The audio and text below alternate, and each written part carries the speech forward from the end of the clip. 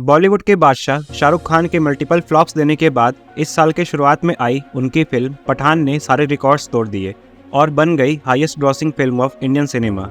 और जन्माष्टमी पे आई जवान भी पीछे नहीं है, जिसने ओपनिंग डे पे ही 75 करोड़ कमाकर हाईएस्ट ओपनिंग मूवी का रिकॉर्ड अपने नाम कर लिया। तो आइए हम भी इसी मूवी को विस्तार में जानते हैं। हमारी फिल्म की शुरुआत नॉर्थ ईस्ट के सुंदर झरनों और वादियों से होती है, जहां हम किसी नदी में किसी को घायल और बेहोशी की हालत में बहते देखते हैं और गांव वाले उसे रेस्क्यू कर लेते हैं और उसका इलाज करते हैं। फिर कुछ महीनों बाद गांव के लोग एक त्योहार का आनंद उठा रहे थे कि तभी उन पर हमला होता है। ये कुछ लोकल गुंडे थे जो गांव वालों को बेरहमी से मारने लगते हैं और इनकी चीखों को सुनकर वो आदमी जिसे गांव वालों ने रेस्क्यू किया था उठ जाता है और एक के बाद एक लाइन से सभी गुंडों का सफाया कर गांव वालों को बचा लेता है। इसी लड़ाई में धीरे धीरे उसके चेहरे से पट्टी हट जाती है और हमें पता चलता है कि ये एसआरके का कैरेक्टर है जो अपनी पहचान भूल चुका है। और सामने खड़ा एक बच्चा उससे वादा करता है कि वो बड़े होकर पता लगाएगा कि एसआरके असलियत में कौन है। फिर सीन 30 साल बाद शिफ्ट होता है, जहां हम मुंबई के एक मेट्रो में कुछ लड़कियों को देखते हैं जिनका नाम कल्की, जानवी और हेलेना होता है। हेलेना एक प्रोफेशनल एथिकल हैकर थी जो स्टेशन के सिक्योरिटी स्कैनर को हैक कर लेती है और उसकी मदद से जानवी कुछ गन्स को मेट्रो में ले आती है। फिर हेलेना आसपास के एक चौराहे की सिग्नल्स को चेंज कर देती है, जिससे वहां जैम लग जाता है और इस कारण एक लड़की आलिया को मेट्रो की हेल्प लेने पड़ जाती है। इस बीच कुछ और लड़कियां लाइक लक्ष्मी और इरम भी मेट्रो के अंदर आ जाते हैं। फिर अगले स्टेशन पे एसआरके का कैरेक्टर सर पे पट्टी बांधे एक बैग लेकर मेट्रो में एंट्री लेता है, जिसका नाम आज़ाद राठौर होता है। फिर हेलेना मेट्रो के एक टनल से गुजरते वक्त उसके कंट्रोल सिस्टम को हैक कर इमरजेंसी ब्रेक लगा देती है और मेट्रो रुक जाता है और ये सारी लड़कियां अपने असली रूप में आकर मेट्रो को हाईजैक कर लेती हैं। बल्कि मेट्रो के ड्राइवर पे और बाकी लड़कियां सारे पैसेंजर्स पे गन तान लेती हैं। इतने में एक पुलिस वाला थोड़ी बहादुरी दिखाकर उनको रोकने की कोशिश करता है, लेकिन आज़ाद के हाथों चित हो जाता है और उसे मेट्रो से बांध दिया जाता है। आज़ाद सभी को टिपिकल हाईजैकिंग वाली वार्निंग देता है और एक बुर्खा पहनी औरत को गोली भी मार देता है, जिससे सभी और भी ज़्यादा डर जाते हैं। ये सीन हेलेना सभी को लाइव दिखा देती है और इस मेट्रो हाईजैकिंग की बात महाराष्ट्र मेट्रो रेल कॉरपोरेशन तक पहुँच जाती है और उनकी बात आज़ाद से होती है, जिनसे वो एक सीनियर ऑफिसर को फ़ोन पे लाने की डिमांड करता है। तभी फिल्म में एनएसजी कमांडो नर्मदा राय की एंट्री होती है, जो आज़ाद से उनकी डिमांड्स पूछती है। तो आज़ाद एक गाना बजाने को कहता है और बोलता है कि इस गाने ख़त्म होते तक अगर एग्रीकल्चर मिनिस्टर लाइन पे नहीं आए तो वो एक एक करके सभी को गोली मारना शुरू कर देगा। तो आज़ाद 5 मिनट तक अपने गाने को एंजॉय करता है और एग्रीकल्चर मिनिस्टर को लाइन पे आना पड़ता है। आज़ाद मिनिस्टर से गुस्से में कहता है कि तुम्हारे कार्यकाल में 10,281 किसानों ने आत्महत्या की है और तुमने कुछ नहीं किया, तो अब इन पैसेंजर्स के मौत के जिम्मेदार भी तुम ही होगे। तो मिनिस्टर आज़ाद से सॉरी बोलकर एक और मौके की मांग करता है। तो वो मिनिस्टर से एक सवाल पूछता है कि एक किसान ट्रैक्टर के लिए लोन लेने बैंक जाता है और एक अमीर आदमी मर्सिडीज के लिए, तो बैंक किस पे ज़्यादा इंटरेस्ट चार्ज करती है। तो मिनिस्टर खुशी से कहता है कि किसानों को लोन सस्ता मिलेगा, जिसपे आज़ाद उसे बताता है कि गलत मिनिस्टर साहब, ट्रैक्टर के लोन पे इंटरेस्ट 13% है और मर्सिडीज जैसी गाड़ियों पे महज 8%। तो मिनिस्टर आज़ाद से उनकी डिमांड पूछता है, तो वो कहता है कि 40,000 करोड़ 97,13,556 रुपए ओनली। तो मिनिस्टर कहता है कि हम इतनी बड़ी रकम कहाँ से लाएंगे, जिसपे आज़ाद कहता है कि किसी बिजनेसमैन से उधार ले लीजिए, आप और आपकी सरकार बिजनेसमैन की कितनी मदद करते हैं, तो वो इन रिटर्न आपकी मदद भी तो कर सकते हैं। अगले 10 मिनट में आपको एक बड़े बिजनेसमैन का फ़ोन आएगा, अपना फ़ोन चालू रखिएगा।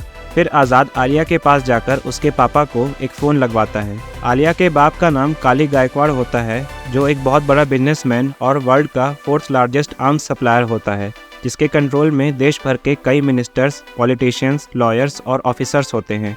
आली आज़ाद की डिमांड को सुनकर तुरंत ही अपने बॉडीगार्ड्स को मिनिस्टर के पास भेजता है और उससे पूरे पैसे देने को बोलता है और नर्मदा पैसे भेजने में लग जाती है। इतने में काली की बेटी उसका यूज करके पैसे ऐंठने के कारण आज़ाद को चोर, डरपोक और मर्डरर बुलाती है, जिसपे आज़ाद कहता है कि पूरे 40,000 करोड़ रुपए तुम्हारे बाप के इस सिस्टम ने माफ कर दिए और सिर्फ 40,000 रुपए के लिए इस सिस्टम ने इसके बाप के साथ क्या किया था पता है। फिर सभी को आज़ाद के थ्रू कल्की की बैक स्टोरी पता चलती है। कल्की एक गरीब किसान की बेटी थी और एक दिन वो अपनी परीक्षा देने जा रही थी। कि तभी वहाँ कुछ लोग आ जाते हैं जो कल्कि के पिता से लोन के पैसे की डिमांड करते हैं। लेकिन गलत टाइम पे बारिश हो जाने के कारण कल्कि के पिता लोन चुकाने में असमर्थ थे।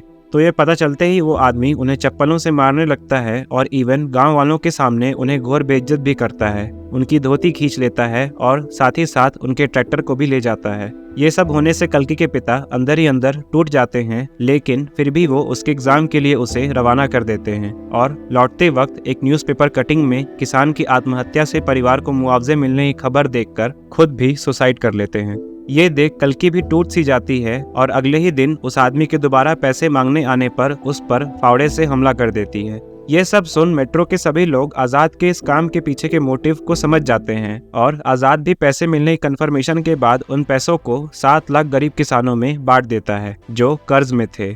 और आलिया से बोलता है कि जब तुम अपने पापा से मिलो तो उन्हें कह देना कि तुम आज उनसे ही बड़े चोर से मिलके आई हो जिसका नाम है विक्रम राठौड़। और सभी को ये भी दिखा देता है कि जिस बुरखे वाली लेडी को उसने गोली मारा था वो उसी के टीम में थी और जिंदा थी। उसके बाद मेट्रो का ड्राइवर मेट्रो चलाने चले जाता है और आजाद के टीम वाले सभी पैसेंजर्स को एक एक मास्क भी बांट देते हैं। मेट्रो के फाइनल स्टेशन पे रुकते ही नर्मदा और उसके टीम के एनएसजी कमांडोज मेट्रो को चारों ओर से घेर लेते हैं, लेकिन मेट्रो में से पैसेंजर्स को निकलता देख वे किसी पे फायर नहीं करते हैं और आजाद और उसकी टीम स्मोक्स को फेंक इस भीड़ का सहारा लेकर भाग जाती है और भागकर बेलमवाड़ा वुमेन्स जेल में पहुंच जाती हैं। आजाद के इस नोबल काम के चर्चे सब तरफ फैलने लगते हैं और काली भी गुस्से में आग बबूला हो नर्मदा को इन सबको अगली बार पकड़ने को कह देता है। काली की बेटी उसे बताती है कि हाईजैकर ने आपके लिए एक मैसेज भेजा है, उसका नाम है विक्रम राठौड़। ये नाम सुनते ही काली को एसआरके का एक फ्लैशबैक आता है।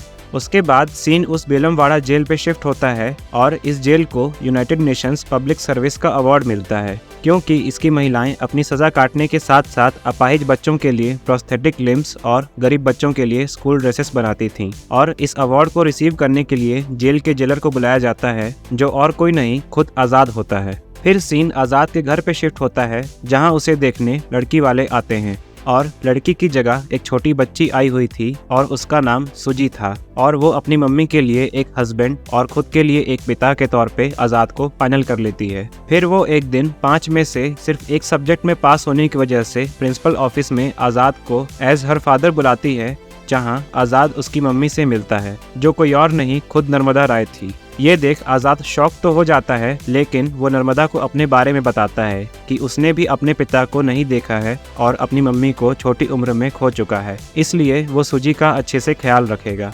और वो साथ ही साथ नर्मदा को अपने मिशन के बारे में भी बताने वाला था, लेकिन नहीं बता पाता है और दोनों एक दूसरे को पसंद कर लेते हैं। उनकी सगाई हो जाती है और फिर आजाद अपने दूसरे मिशन में लग जाता है। एक दिन हेल्थ मिनिस्टर एक गांव में भाषण दे रहा था कि कैसे उसने सभी सरकारी अस्पतालों की मेडिकल इक्विपमेंट्स और फैसिलिटीज देकर रंगत सुधार दी है, जबकि रियलिटी में ठीक इसका उल्टा था। और वो कहता है कि अगर मुझे आज कोई इस मंच पे ही गोली मार दे तो मुझे शहर के किसी 5 स्टार हॉस्पिटल के बजाय इन्हीं सरकारी हॉस्पिटल्स में ले जाना, मैं बचा लिया जाऊंगा। और कुछ ही देर में ठीक ऐसा ही होता है। कल्कि उसे स्नाइपर से गोली मार देती है और आजाद उसे किडनैप कर पास के गांव के सरकारी हॉस्पिटल में ले जाता है, जहां की कंडीशन बहुत ही खराब थी और सभी लड़कियों ने हॉस्पिटल को चारों ओर से बम से कवर कर लिया था। आजाद डॉक्टर को मिनिस्टर के इलाज में लगाकर खुद वहां से न्यूज चैनल्स में लाइव चले जाता है और कहता है कि मैं हूं विक्रम राठौड़ और हमने किडनैप कर लिया है घायल हेल्थ मिनिस्टर को, तो क्या ये मजबूर डॉक्टर इन्हें बचा पाएगा? जिसपे वो डॉक्टर कहता है कि सर की हालत बहुत खराब है और इनकी जान बचाने के लिए हमें कुछ मेडिकल स्टाफ्स, कार्डियो सर्जन्स और कुछ इक्विपमेंट्स भी लगेंगे। फिर वहाँ हॉस्पिटल्स के बाउंड्री के बाहर नर्मदा राय की टीम आ जाती है और नर्मदा आजाद से पूछती है कि इस बार कितने पैसे चाहिए, जिसपे आजाद कहता है कि इस बार पैसे नहीं नर्मदा जी, सिर्फ सच चाहिए, 100% सच, वही सच जिसे 3 साल पहले एक भद्दे झूठ का रूप देकर यहाँ दफना दिया गया था। जिस पर नर्मदा कहती है कि कैसा सच? तो आजाद कहता है कि के जॉर्ज जो आज इस देश के हेल्थ सेक्रेटरी हैं, लेकिन उन दिनों वो इस हॉस्पिटल के डीन हुआ करते थे, उनसे कहिए कि टीवी पे आए और इस सच को कबूले, और जो उन्होंने इस सच में जरा सी भी मिलावट की तो हेल्थ मिनिस्टर को अपनी जान गंवानी पड़ेगी। ये सुनते ही हेल्थ सेक्रेटरी फौरन काली गायकवाड़ के पास फोन लगाता है, जिसपे काली उसे कहता है कि सारा सच बता दो जॉर्ज, मैं सब देख लूंगा। तो के जॉर्ज एक प्रेस कॉन्फ्रेंस बुलाकर सारे सच को बताता है। असल में 3 साल पहले उसी हॉस्पिटल में 60 बच्चों को एंसेफेलाइटिस के इलाज के लिए लाया गया था और इरम ही उस साल हॉस्पिटल में as a senior doctor posted थी। लेकिन हॉस्पिटल में इलाज के लिए सफिशिएंट अमाउंट में इक्विपमेंट्स, पर्टिकुलरली ऑक्सीजन सिलेंडर्स नहीं थे। तो इरम जॉर्ज के पास फोन लगाकर सभी इक्विपमेंट्स को जल्द से जल्द डिलीवर करने की मांग करती है। जॉर्ज उस समय हॉस्पिटल का डीन था और वो इरम से कहता है कि एक रुई को भी हॉस्पिटल तक पहुंचाने के लिए हेल्थ मिनिस्टर से लेके मुझ तक कई लोगों की साइन लगते हैं, इसलिए जितना समय लगता है उतना ही लगेगा। तो इरम उसी कंप्लेन करने की धमकी भी देती है, लेकिन वो इसे नज़रअंदाज कर देता है। फिर इरम अपने कुछ फ्रेंड्स को कॉल कर हेल्प के लिए बुलाती है और वो वेल्डिंग शॉप से ऑक्सीजन सिलेंडर्स का जुगाड़ भी करती है, लेकिन तब तक देर हो जाती है और सभी बच्चों की मौत हो जाती है।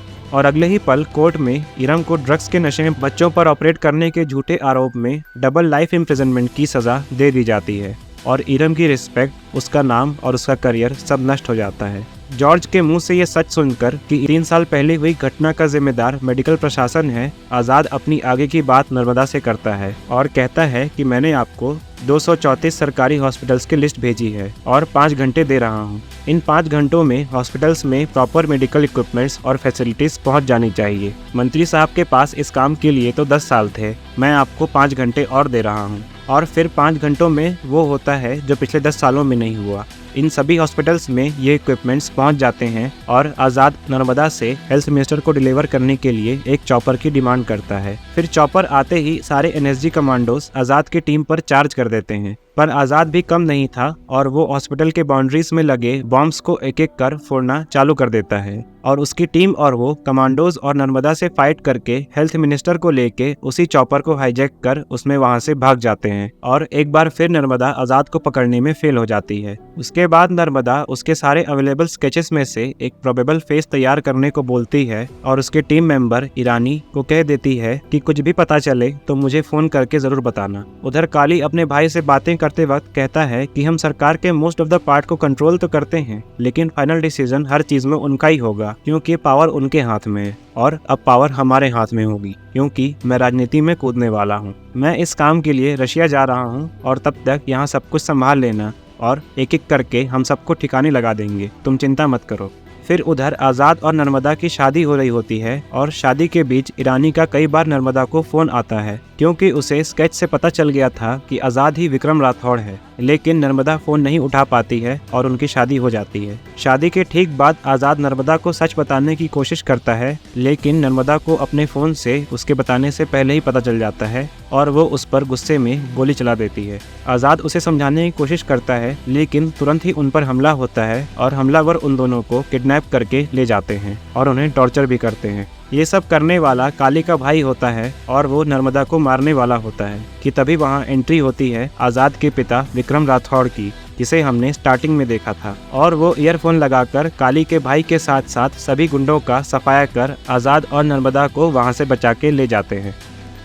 तो आज़ाद के पिता विक्रम राठौड़ के आज़ाद को बचाने के बाद सीन शिफ्ट होता है काली गायकवाड़ पे, जो रशिया में अपने इलेक्शन के लिए कुछ डील करने गया हुआ था। वो वहाँ दुनिया भर से आए बिजनेसमैन और इंडस्ट्रियलिस्ट को बताता है कि कैसे इंडिया रॉ मटेरियल्स और चीप लेबर होने की वजह से बेस्ट है उनके बिजनेस के लिए और वे यहाँ हर तरह की फैक्ट्रीज लगा सकते हैं और कोई ऑब्जेक्शन भी नहीं करेगा। जिसपे वहाँ बैठा एक आदमी पूछता है कि क्या तुम्हारी गवर्नमेंट इतना सब अलाउ करेगी, जिसपे काली बोलता है कि हाँ, लेकिन सिर्फ तब जब गवर्नमेंट हमारी हो। अगले 2 महीने में इलेक्शंस हैं और अगर हम हर आदमी को 10-10 हज़ार रुपए देकर 50% वोट्स भी एक्वायर कर लेते हैं तो सरकार हमारी होगी। मैं इस चीज़ में 20% मिला रहा हूँ और कोई है जो मेरे साथ आना चाहता है। जिसपे वहाँ बैठा एक शख्स इस चीज़ के लिए मान जाता है और वो काली को वार्निंग भी देता है कि अगर तुमने मेरे पैसे बर्बाद किए तो मैं तुम्हें बर्बाद कर दूंगा। फिर काली को एक कॉल आता है जिसपे उसे पता चलता है कि उसका भाई आज़ाद के हाथों मारा गया है, जिसे जान वो बहुत दुखी होता है और अपने आदमियों को आज़ाद को ढूंढने के लिए बोल देता है। उधर नर्मदा बेलमवाड़ा वुमेन्स जेल में आज़ाद की असलियत जानने के बाद उसे और उसकी टीम को पकड़ने का प्लान बना रही होती है और अपने टीम को बताती है कि कल रात उसकी किडनैपिंग वाले जगह पर वो 6 लड़कियां भी थीं जो आज़ाद की टीम में हैं और वो इसी जेल में हैं और आज़ाद इस जेल का जेलर है और ये सारी लड़कियां जेल के बैरक नंबर 3 में हैं। जिसपे उसका टीम मेंबर ईरानी कहता है कि इनको पकड़ने का क्या प्लान है। तो नर्मदा कहती है कि ये तुम मुझ पे छोड़ दो, आखिर मैं आज़ाद की पत्नी जो हूँ, वो मुझ पे यकीन नहीं करेंगे तो किस पे करेंगे। फिर वो पूरे जेल में अपने आदमियों को फैलाकर और खुद पर एक माइक और चोट लगाकर बैरक नंबर 3 के जेल सेल में चली जाती है जहाँ बाकी लड़कियाँ भी होती हैं। वो सबके सामने आज़ाद पे अपना गुस्सा निकालती है और कहती है कि आज उसी के कारण मैं जेल में हूँ और वो एक बहुत बड़ा फ्रॉड और क्रिमिनल है। जिस पे लक्ष्मी उसे कहती है कि तुम्हें आज़ाद तो कुछ भी कहने से पहले ये पता होना चाहिए कि विक्रम राठौड़ कौन है और ऐश्वर्या कौन है। फिर आज़ाद के पिता यानी असली विक्रम राठौड़ की असलियत पता चलती है। विक्रम एक हाईली डेकोरेटेड आर्मी ऑफिसर था और उसकी खुद की स्पेशल ऑप्स की टीम भी थी और एक समय वो अपनी पत्नी ऐश्वर्या के साथ पंजाब में था कि तभी उसका टीममेट पप्पू उसे एक लेटर ला के देता है जिसमें विक्रम को ड्यूटी के लिए बुलावा आया था। उसे पता चलता है कि 10 दिन पहले कुछ आतंकवादियों ने 40 इंडियन ट्रक ड्राइवर्स को बॉर्डर पे किडनैप कर लिया था, जिनको रेस्क्यू करने के लिए 32 जवानों की एक टीम भी भेजी गई थी, लेकिन उनमें से 6 जवानों को हॉस्टेज बना लिया गया है और 26 जवान शहीद हो गए। तो विक्रम और उसकी टीम को इन 6 जवान और सभी जिंदा ट्रक ड्राइवर्स को सही सलामत वापस लाने का मिशन मिलता है और विक्रम इस मिशन के लिए रवाना हो जाता है। वो और उसकी टीम रास्ते में आए हर एक टेररिस्ट को मारते जाती है, लेकिन कुछ ही पल बाद उन सभी की एक एक करके बंदूकें काम करना बंद कर देती हैं। फिर विक्रम सबको उन्हीं की बंदूक छीनकर उन पे फायर करने को बोलता है और किसी तरह से सबका सामना कर उन सभी ड्राइवर्स और सैनिकों को ले आता है, सिवाय पप्पू के, जो इस मिशन की पूर्ति के लिए अपनी जान दे देता है। वापस आकर इस मिशन की सफलता के लिए विक्रम और उसकी टीम को मेडल्स मिलते हैं और विक्रम को कुछ शब्द कहने के लिए स्टेज पे बुलाया जाता है। विक्रम कहता है कि आज ये मेडल मेरे सीने पर बहुत भारी महसूस हो रहा है। हमारे पास गन्स होते हुए भी हम निहत्थे थे। एंड मौके पर हमारी MI436 राइफल्स ने काम करना बंद कर दिया। पिछली बार 32 जवानों की टीम भी इसी बंदूक को लेके गई थी और उनके साथ भी यही हुआ, जिससे वे बेवजह मारे गए। उन सभी 27 शहीद जवानों की मौत का कारण यही बंदूक है और मैं हाई कमांड से सिफारिश करूंगा कि इसके सप्लायर्स पर एक कड़ी इंक्वायरी बैठाई जाए। उन बंदूकों का सप्लायर खुद काली गायकवाड़ था और वो हाई कमांड के बुलाने पर इस केस के लिए आ जाता है। वो वहाँ कहता है कि आई एक्सेप्ट इट, ये मेरी गलती है और मैं सबके कॉम्पनसेशन के लिए भी रेडी हूँ।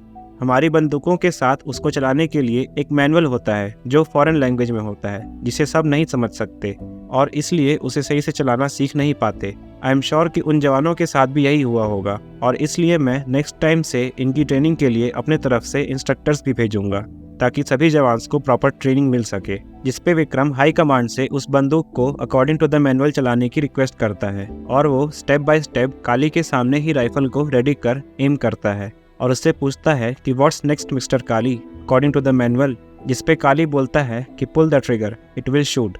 और विक्रम शूट तो करता है लेकिन सामने पड़े टारगेट्स पे नहीं बल्कि काली पर, लेकिन बंदूक नहीं चलती है। विक्रम के मल्टीपल टाइम शूट करने के बाद भी बंदूक न चलने पर हाई कमांड काली की कंपनी से सारे ऑर्डर्स होल्ड पर रख देती है। फिर विक्रम अपने घर वापस जाता है और ऐश्वर्या से मिलता है, पर कुछ ही देर बाद उसके घर के बाहर गोली चलने की आवाज़ आती है। विक्रम बाहर देखने जाता है जहां कुछ लोग उस पर अटैक कर देते हैं। ये काली के लोग होते हैं और काली ऐश्वर्या पर भी अटैक करता है और वो कुछ पुलिस वालों को उसे संभालने को कहकर विक्रम को किडनैप करके ले जाता है। वो पुलिस वाला सामने पड़े टेबल पे काफ़ी सारे पैसे रख देता है और विक्रम पर देशद्रोही होने का झूठा इल्ज़ाम लगाता है और ऐश्वर्या से कहता है कि तुम्हारे पति की जान और नाम दोनों तो जाने वाले हैं, तुम चाहो तो खुद को इन पेपर्स पे साइन करके बचा सकती हो कि तुम विक्रम की असलियत नहीं जानती थी। ये सुनते ही ऐश्वर्या पेन तो उठाती है लेकिन साइन करने के लिए नहीं, पुलिस वाले को मारने के लिए, और इसी कारण उसे जेल हो जाती है। जेल में काली उससे मिलने आता है जो उसे कहता है कि मैंने विक्रम को गोली मारकर चलती प्लेन से गिराकर मार दिया है और अब तुम्हें भी फांसी मिलने वाली है।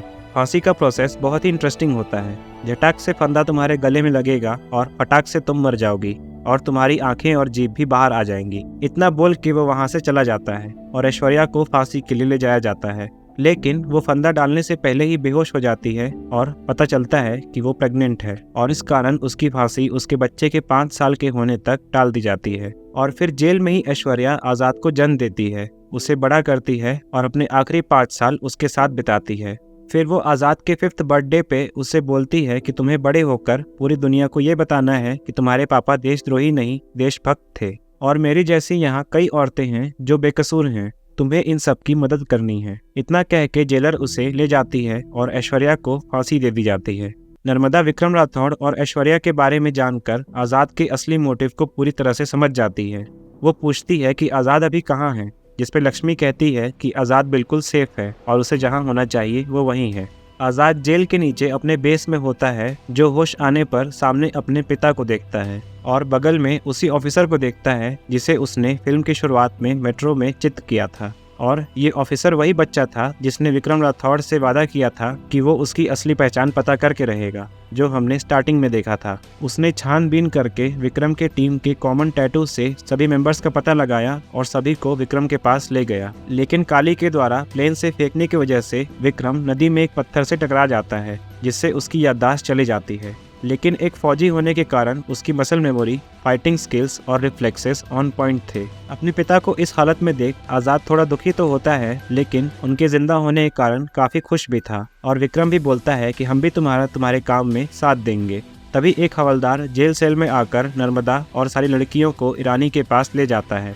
ईरानी नर्मदा को डबल क्रॉस कर देता है और काली से फ़ोन पे बात करके नर्मदा को मारने के ऑर्डर्स उससे ले लेता है और साथ ही साथ सूजी को भी आज़ाद के पास भेजने के बहाने मारने के लिए भेज देता है। आज़ाद ये सब अपने बेस में से सीसीटीवी कैमरेस में देख रहा होता है और इतना सब देख के विक्रम सूजी को बचाने के लिए निकल जाता है। ईरानी नर्मदा को गोली मारने ही वाला होता है कि हेलेना और लक्ष्मी उसे गोली लगने से बचा लेती हैं और तभी एक तरफ सूजी को बचाने के लिए विक्रम की एंट्री होती है, तो दूसरी ओर नर्मदा को बचाने के लिए आज़ाद आ जाता है। आज़ाद एक एक कर ईरानी के सभी आदमियों का सामना कर उसे जेल की औरतों के हवाले कर देता है, जो उसे मार डालती हैं। और आज़ाद नर्मदा के पास जाता है, जहां उसे पता चलता है कि उसकी टीम मेंबर लक्ष्मी को गोली लग चुकी है। वे सब लक्ष्मी को बचाने की कोशिश करते हैं, लेकिन इन दी एंड नहीं बचा पाते हैं और उसकी डेथ हो जाती है।